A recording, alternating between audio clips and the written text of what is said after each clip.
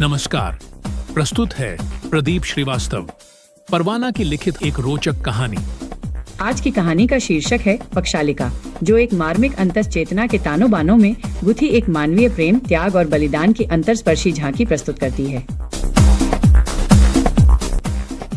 डिपुक की आवाज के साथ सरोवर के शांत जल में हलचल उत्पन्न होते ही ढेर सारी मछलियां उत्ताल लहरों से संघर्ष करती उसी स्थान पर फिर आ धमकी जहां पर प्रतिदिन उन्हें अपने प्रिय आहार के रूप में आटे की गीली स्वादिष्ट गोलियां मिला करती थीं।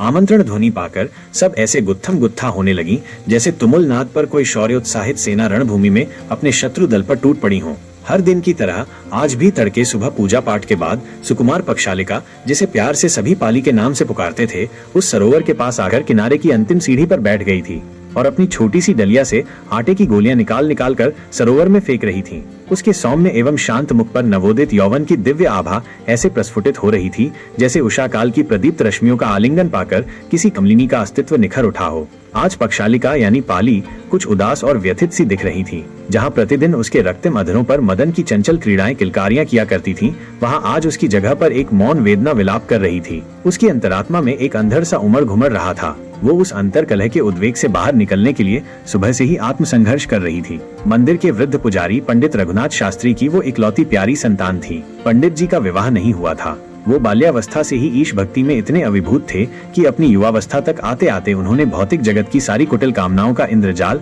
अपने आध्यात्मिक चेतना के हवन कुंड में झोंक डाला था। घर वालों ने बहुत प्रयास किया कि वो अपने वैवाहिक जीवन को भी भक्ति मार्ग के साहचर्य समान अधिकार प्रदान करे, परंतु पंडित रघुनाथ ने अपने आजीवन ब्रह्मचर्य पालन के संकल्प का कोई धागा खुलने नहीं दिया। जब परिवार का नैतिक दबाव उनके दैनिक आध्यात्मिक क्रिया में रोड़े अटकाने लगा तो एक दिन वो गृह त्याग कर बनारस चले आए और विद्वान ब्राह्मणों के एक विशद संगठन से जुड़ गए। प्रबल आत्मिक साधना एवं निपुण आध्यात्मिक निष्ठा ने उन्हें शीघ्र ही भक्ति की ऊंची अट्टालिका पर आसीन कर दिया। उनकी सतत वैदिक अनुरक्ति एवं सनातन सत्कृत्यों से प्रभावित होकर विद्वान परिषद ने उन्हें शास्त्री की उपाधि से अलंकृत कर दिया। साथ ही भव्य गंगा घाट के एक दिव्य मंदिर की नित्य पूजा आराधना का दैनिक दायित्व भी सौंप दिया।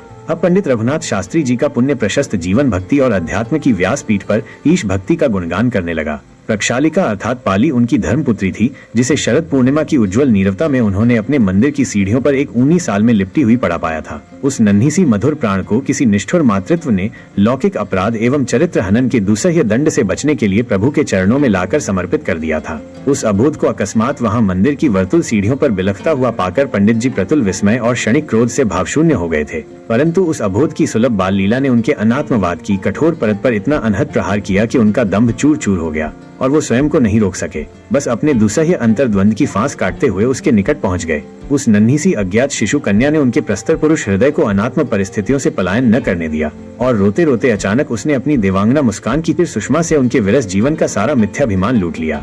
उसकी अबोध किलकारियों ने उनके आत्म द्वार पर सिर्फ दस्तक ही नहीं दी, बल्कि बलात् प्रवेश कर संपूर्ण मन भवन की विशाल इमारत पर अपना आधिपत्य जमा लिया। पंडित रघुनाथ शास्त्री उसे प्रभु की अनुपम भेंट स्वीकार कर रात दिन माँ की तरह उसके लालन पालन, शिक्षा, सुरक्षा और संस्कार का आजीवन दायित्व उठा लिया। कालांतर पक्षालिका पंडित जी के पितृत्व और मातृत्व के उभय सुख से पोषित होकर धीरे धीरे अपने अंकुरित जीवन से एक विकसित विशाल वृक्ष का भव्य आकार और दिव्य रूप लेने लगी। 20 वर्ष बीत गए और अब उसका तन और मन यौवन की नई उमंगों से हर पल क्रीड़ा करने लगा था। यह कहना गलत नहीं होगा कि अपनी बढ़ती आयु और लगातार शारीरिक कमजोरी के कारण पंडित रघुनाथ शास्त्री अब पहले से अधिक क्रोधी और चिड़चिड़े हो गए थे। कब किस समय उनका अशांत मन किस पर हावी हो जाए ये कहना मुश्किल था। केवल पक्षालिका ही उनके प्रचंड क्रोध को शांत कर सकती थी, क्योंकि बेटी के पवित्र स्नेह के आगे उनकी कोई नहीं चलती थी। पल भर में उनका सारा गुस्सा पक्षालिका के शांत स्वभाव की धारा में बहकर मोह के सागर के अनंत गहराई में समा जाता था। पक्षालिका के अलावा उस छोटे से परिवार में एक किशोर युवक भी था जो पक्षालिका की ही उम्र का था। उसका नाम पारस था। वो बचपन से ही बहुत शांत और विनम्र स्वभाव का था। पंडित जी के कोमल स्नेह और उदार संस्कारों ने उसे भी पक्षालिका की तरह परम ज्ञानी और सदाचारी बना दिया था। वो पंडित रघुनाथ शास्त्री जी का आज्ञाकारी और संयमित सेवक पुत्र था। कहानी के आगे बढ़ने से पहले ये बताना उचित होगा कि नन्ही पक्षालिका के पालन पोषण की गहरी जिम्मेदारियों और मंदिर की साफ सफाई, रख रखाव तथा पूजा पाठ की अत्यधिक व्यस्तता के चलते पंडित जी ने उसे भी अपने आश्रय में पाल लिया था। वो युवक, जिसका नाम पारस था, पवित्र गंगा घाट के दूसरी ओर बने एक शिवालय के पुजारी का इकलौता बेटा था। उसकी माँ भी बचपन में ही उसे जन्म देकर स्वर्ग सिधार गई थी असमय आए इस संकट से परेशान पुजारी ने अपना धैर्य नहीं खोया और अपने माँ विहीन बच्चे के पालन पोषण में अपना शेष जीवन समर्पित कर दिया। परंतु दुर्भाग्य ने पिता पुत्र के सांसारिक जीवन को अधिक दिनों तक चलने नहीं दिया और शीघ्र ही पारस का पुजारी पिता भी एक घातक बीमारी का शिकार होकर मृत्यु को प्राप्त हो गया। अब छोटा सा बालक पारस बिल्कुल अनाथ हो गया था। प्रकृति ने उसके सिर से माता पिता का साया ही नहीं छीना था, बल्कि इस निर्दयी संसार में उस बेसहारा जीवन के छिपे हुए रास्ते में जीने की एक बहुत बड़ी चुनौती खड़ी कर दी थी। अंततः उदार हृदय पंडित रघुनाथ शास्त्री ने अपने आध्यात्मिक मित्र पुजारी के शेष संतान संबंधी कर्तव्यों को पूरा करने के लिए पारस के भी लालन पालन का जिम्मा उठा लिया और उसे भी अपने मंदिर के छोटे से घर में लाकर रख लिया। इस तरह अब वो पक्षालिका के साथ साथ पारस के भी अच्छे और सुखद जीवन का आधार बन गए। समय बीतने के साथ साथ पक्षालिका के साथ पारस भी पंडित जी के कोमल स्नेह की छाया में पल बढ़कर युवा हो गया।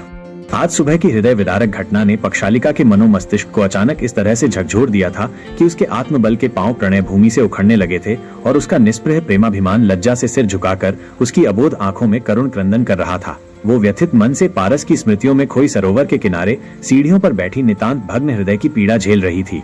उसने स्वप्न में भी कल्पना नहीं की थी कि उसके निरापद जीवन को ऐसे अपवादित पलों का भी सामना करना पड़ेगा। उसके दादू पंडित रघुनाथ शास्त्री ने आज पारस को बुरी तरह पीटा था। उनका आरोप था कि पारस ने मंदिर की दान पेटिका से रुपए चुराए हैं, जबकि पारस बुरी तरह हाथ, लात और डंडे की घातक चोट खाकर भी गिड़गिड़ा रहा था कि उसने चोरी नहीं की है। वो खोए हुए रुपयों के बारे में कुछ नहीं जानता। परंतु पंडित जी का निष्ठुर क्रोध और दंभी हठ उसके किसी भी दलील को मानने को राजी न था। पक्षालिका भी स्तंभित सी खड़ी कुचक्र का तांडव देख रही थी। उसकी आत्मा भी पारस को निरपराध और निष्कलंक मान रही थी। उसने पंडित के आसुरी प्रहार से पारस को बचाने की कई बार चेष्टा की थी, परंतु आज दादू के राक्षसत्व के सामने विवश थी। जब उससे पारस की दयनीय हालत न देखी गई तो उसका प्रेमाभिमान कवच बनकर पारस के शरीर से लिपट गया। वो दादू के प्रत्येक वार की चोट अपने शरीर पर ले रही थी, मगर प्राणलेवा पीड़ा उसकी आत्मा में उतर रही थी। पंडित जी ने जब पक्षालिका की भी आंखों में आंसुओं की नमी और सर्द होठों पर आर्तनाद की वेदना देखी तो डंडा दूर फेंककर उसे पारस के शरीर से हटाते हुए दांत भींचकर बोले,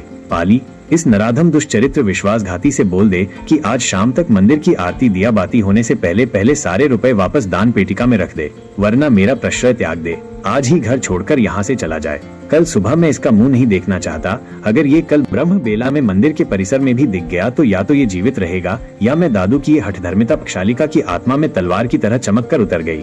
उसने स्वप्न में भी कल्पना नहीं की थी कि दादू की निर्ममता आज घृणा की अंतिम पराकाष्ठा को भी छू लेगी। पारस के गृह निर्वासन की कड़वी घोषणा ने पक्षालिका को जैसे जीवित चिता पर लिटा दिया था। वो भाववेश में पुनः पारस के समीप दौड़ गई और उसके चोट खाए शरीर के निशानों और घावों पर अपनी कांपती हुई उंगलियां फिराते हुए बार बार दान पेटिका से खोए हुए पैसों के बारे में जिरह करने लगी। परंतु कायिक पीड़ा और दुसह मार्मिक वेदना से करहता पारस अपनी निर्दोषिता के शब्द दोहराता हुआ पक्षालिका के कंधे पर सिर रखकर मूर्छित सा होने लगा। उसके अधर फड़फड़ाते रहे, पाली, मैं चोर नहीं हूँ, मैंने पैसे नहीं लिए हैं। दादू निरपराध मुझे दंड रहे हैं। मेरा तन मन जीवन तो दादू की ही देन है। भला मैं इतना निकृष्ट और कृतज्ञ कैसे हो सकता हूँ कि मुट्ठी भर धन के लिए अपने पालक पिता की अपार निष्ठा और विश्वास की हत्या करके अपने उज्जवल जीवन का विध्वंस कर डालूं। आज उसकी व्यथित मानस चेतना अंतर्द्वंद के घात प्रतिघात से चीत्कार कर रहा था। रह रहकर उसके कलेजे में एक टीस सी उठती और शूल की तरह आत्मगहवर में उतरती चली जाती। इस समय वो अद्भुत प्रमोद और प्रमाद के मध्य हिचकोले खा रही थी। एक पल उसकी आत्मा आनंदित उत्ताल तरंगों से लुका छिपी खेलते हुए चित्त की अटखेलियों में निमग्न हो जाती तो अगले ही पल केली क्रीड़ा से चोटिल कराते हुए असीम दुख और अंतर पीड़ा के भंवर में हाथ पांव मारने लगती। आटे की गोलियां समाप्त होते ही वो खड़ी हो गई और जैसे ऊपर की सीढ़ियों पर चढ़ने के लिए पीछे मुड़ी तो स्तब्ध रह गई। अधखुले अधरों पर निर्वाक शब्दों का जाल बिछ गया। पारस सामने सिर झुकाए खड़ा था। तुम उठ गए भद्र, अब शरीर की चोट कैसी है? घावों की पीड़ा शमित हुई या अभी नहीं? रात में तुम्हें तीव्र ज्वर भी था, बलपूर्वक औषधि खिलानी पड़ी थी, उपचार में भी इतना आतंक? कहते कहते बच्चों की तरह खिलखिला उठी वो। प्रत्युत्तर में पारस ने भी अपने अस्फुट स्वरों को अभिव्यक्तियों में ढालने का असफल प्रयास किया। औषधियों से अधिक तुम्हारे संजीवनी लेप से सने स्निग्ध हाथों और कमनीय उंगलियों के स्पर्शों ने चोटों को प्राणदान दिया है पाली। ये सुनकर पक्षालिका के दैदीप्य अधरों पर मुस्कान की आरक्त लालिमा बिखर गई। वो बोली, चलो ठीक है, अभी अधिक कूद फान नहीं करनी है। जब तक पूर्ण रूपेण स्वस्थ न हो जाओ तब तक अपने शयनिका पर सतत विश्राम करनी है तुम्हें। कहते हुए पक्षालिका ने प्रेमासक्त उसका हाथ थाम लिया और खींचते हुए ऊपर चढ़ने लगी। तभी सामने कुछ सीढ़ियों से ऊपर दादू यानी पंडित रघुनाथ शास्त्री जी को खड़ा देखकर पुनः ठिठक गई और धीरे से पारस का हाथ मुक्त कर दिया। दादू के सूखे हुए कांतिहीन मुख पर आज एक दिव्य आभा प्रदीप्त हो रही थी। वो उत्साहित मुस्कुरान से बोले, बेटी सच सच बताना, मेरे तकिए के नीचे रुपए कहाँ से आए? क्या ये दान पेटिका से चोरी हुए रुपए थे या तुमने रखे थे? अचानक ऐसे यक्ष प्रश्न पर पक्षालिका हतप्रभ सी हो गई। उसके दीप्त मुखड़े पर जैसे सैकड़ों दिए जलने बुझने लगे। वो चाहकर भी अपने निशब्दता की बेड़ियों को न तोड़ सकी। उसे स्वप्न में भी ऐसे कुटिल दुर्योग की आशा न थी कि शीघ्र ही उसके मौन कृतियों का आवरण फट जाएगा। वो अपराध बोध और निस्सार भाव से नतशिर खड़ी रही। दादू उसके झुके हुए सिर पर ममत्व के हाथ फेरते हुए बोले, बेटी, मंदिर की दान पेटिका से चोरी हुए पैसे तो मुझे अभी पूजा करते हुए गर्भगृह के निलय में रखे हुए मिले हैं। पूजा के उपरांत गर्भ के भित्ति निलय पर दृष्टि पड़ते ही अचानक मेरी स्मृतियों को जैसे एक धक्का सा लगा। मैंने लपक कर निलय को टटोलना आरंभ किया तो देखा पैसे वही निलय में ज्यों के त्यों पड़े मेरे विद्रूप विस्मृतियों पर अट्टहास कर रहे थे। अगले ही क्षण मेरी आत्मा तकिए के नीचे रखे हुए उन पैसों के बारे में सोचकर और भी आतंकित हो उठी कि फिर वो पैसे किसके हैं और वहाँ कैसे आए। मैं तुरंत समझ गया कि ये अद्भुत कृत सिर्फ तेरे ही संकल्पों की प्रेम प्रणत हो सकती है, क्योंकि अपने सच्चे अनुराग और निश्चल प्रेम की महत्वाकांक्षा की रक्षा तो प्रायः एक शक्ति सुलभ नारी का अदम्य हृदय ही कर सकता है। त्याग और साहस ही अपने प्रिय पात्र को अमूर्त रक्षा कवच पहना सकता है। कहते कहते दादू का कंठ असीम प्रेम और मृदुल स्नेह के वशीभूत भावुकता से अवरुद्ध हो गया और उन्होंने बढ़कर आत्मनिष्ठ पक्षालिका को अपने सीने से लगा लिया। साथ ही अपनी जेब से एक पोटली निकालकर उसके हाथों में रख दिया। बेटी, ये रही तेरी अमानत, तेरा कीमती हार और सोने के वो कंगन जिसे तू पारस की मान रक्षा और प्रेम तितिक्षा में पड़ोस के प्रतिहार के पास गिरवी रखाई थी। कुछ देर पहले वो मेरे पास आया था। वो मेरा बड़ा निष्ठ और घनिष्ठ है।